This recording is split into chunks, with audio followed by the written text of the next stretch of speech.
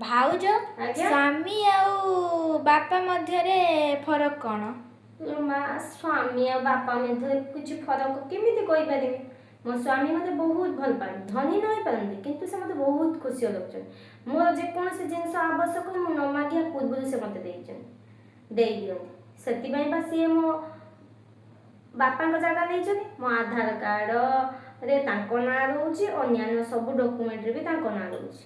କି ମୁଁ ଲୋନ୍ କରେ କି ଯାହା କରେ ସେସବୁର ଦାୟିତ୍ୱ ତ ସିଏ ନେଉଛନ୍ତି। କିନ୍ତୁ ମୋତେ ଟିକେ ତାଙ୍କ ପଇସାରେ ଦେଖି ଚାହିଁ ଖର୍ଚ୍ଚ କରିବାକୁ ପଡ଼େ, କାରଣ ସେଥିରେ ବା ମୋତେ ଇଲେକ୍ଟ୍ରିକ୍ ବିଲ୍ ଦେବାକୁ ପଡ଼େ, ଘରେ ଗ୍ୟାସ୍ ଭରିବାକୁ ପଡ଼େ, ପିଲାମାନଙ୍କ ପାଠ ପଢ଼ିବା ଖର୍ଚ୍ଚ କରିବାକୁ ପଡ଼େ, ଅନ୍ୟାନ୍ୟ ଖର୍ଚ୍ଚ କରିବାକୁ ପଡ଼େ।